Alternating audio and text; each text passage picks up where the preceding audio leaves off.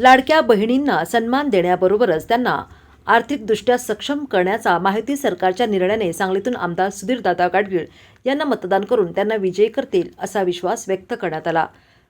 खारेमाळा कुपवाड येथे महिलांच्या बैठकीत भाजप नेत्या स्वातीताई शिंदे, सौ मंजिरीताई गाडगीळ, सुनीता मोरे या बोलत होत्या। यावेळी भाजपचे पदाधिकारी महेंद्र पाटील, अनिल पाटील यांच्यासह महिला वर्ग मोठ्या संख्येनं उपस्थित होता।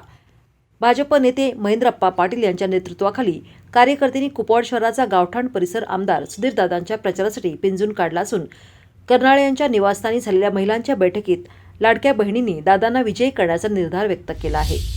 या लाडक्या बहिणी आहेत, लाडक्या बहिणी, दादांच्या लाडक्या बहिणी म्हणजे माझ्या नंदा।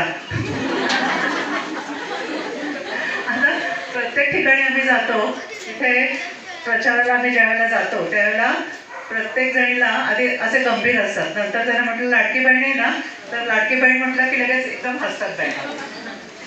त्यामुळे हे हसरे चेहरे रोज आम्ही बायकांचे बघतोय आणि त्याच्यावरनं आम्हाला नक्कीच वाटतंय की महिला सगळ्या आपल्या पाठीशी आहेत। बरोबर आहे ना?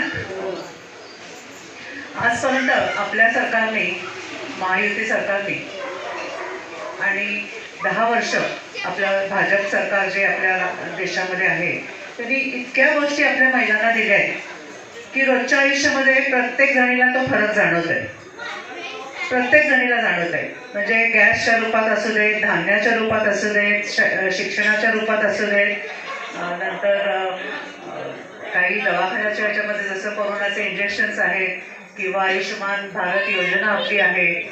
आता प्रवासासाठी आपल्याला एसटीचं 50% ऑफ आहे, वयस्कर बायकांना तर पूर्ण तिकीटच ऑफ आहे। तर या गोष्टी आहेत, हे आपण रोज अनुभवतोय। आज आम्ही आपल्याला जी मुख्यमंत्री माझी लाडकी बहीण योजना जाहीर केली, कोण कोण आहे लाडक्या बहिणी? तुम्ही जरा हात वर करा की।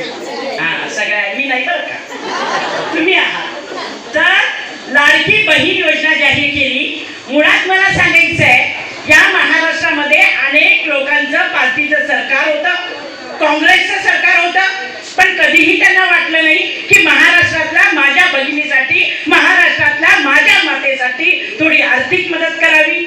ही आर्थिक